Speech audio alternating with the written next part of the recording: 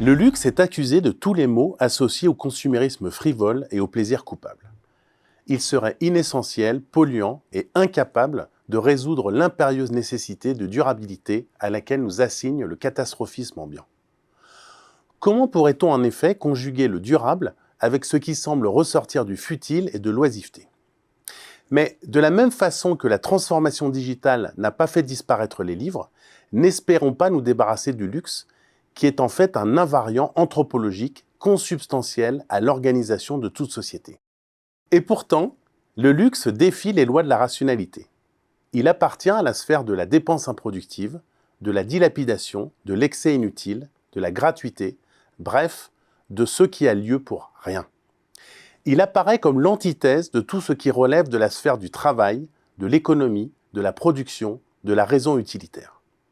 Et pourtant, le luxe est d'une grande utilité. Ce sont d'ailleurs les penseurs utilitaristes du XVIIIe siècle qui furent les premiers à en montrer l'utilité sociale et économique contre l'opinion commune qui le condamnait depuis l'Antiquité, lui reprochant d'être un gaspillage inutile et immoral. Au contraire, rien n'est plus utile que le luxe, mais pour des raisons anthropologiques et non économiques. Et c'est pour cela que, contrairement à ce qu'on pourrait penser, le luxe a toujours existé. Et c'est là qu'intervient un immense penseur, injustement oublié, Georges Bataille. Dans son livre La part maudite, il montre qu'une société ne se définit pas seulement par la façon dont elle produit des richesses et par les rapports sociaux qui s'articulent à ces modes de production, mais aussi par la façon dont elle dépense l'excédent de ces richesses, la fameuse part maudite qui donne le titre au livre. C'est en quelque sorte la part sacrée de son système productif, celle des dépenses somptuaires du monde féodal qui affirmait une gloire, une souveraineté et suscitait une admiration quasi unanime. Sans elle, nous n'aurions jamais eu les grandes cathédrales gothiques ou le château de Versailles. Bataille, qui lie cette part maudite au sacré, nous éclaire sur des phénomènes comme le sacrifice dans les sociétés antiques ou précolombiennes, la guerre ou encore le potlatch dans certaines communautés primitives. Le potlatch est cette forme d'échange où chaque tribu fait les dons les plus somptueux à une autre pour imposer son prestige, l'autre étant dans l'obligation de donner à son tour, mais de manière accrue pour ne pas perdre la face.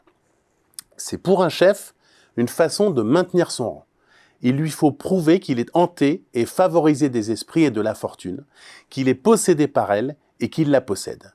Et il ne peut prouver cette fortune qu'en la dépensant, en la distribuant, en humiliant les autres, en les mettant à l'ombre de son nom, comme le disait le sociologue Marcel Mauss, qui a très largement influencé Bataille.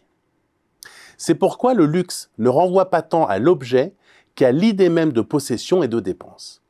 Le désir d'imposer son pouvoir social peut aller jusqu'à la destruction de ses propres biens. Des exemples récents nous rappellent que la rivalité entre chefs et clans peut trouver son expression la plus forte dans la destruction de biens. Un chef saccageant des biens indique par là que son esprit est plus fort, son pouvoir plus grand que ceux de son rival. Le luxe nous rappelle que nous ne sommes pas des homo economicus cherchant rationnellement à maximiser notre satisfaction individuelle.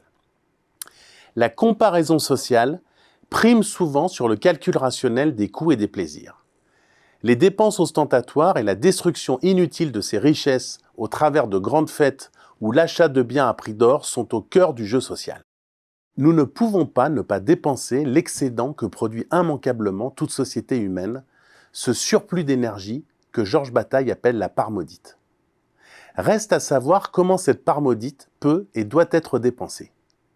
Avec excès, dans la débauche, par une certaine minorité qui s'en arroge le monopole, comme c'est le cas aujourd'hui, ou par un processus d'extension démocratique qui la rendrait partageable et commune, peut être la seule façon de n'être plus possédé par le luxe.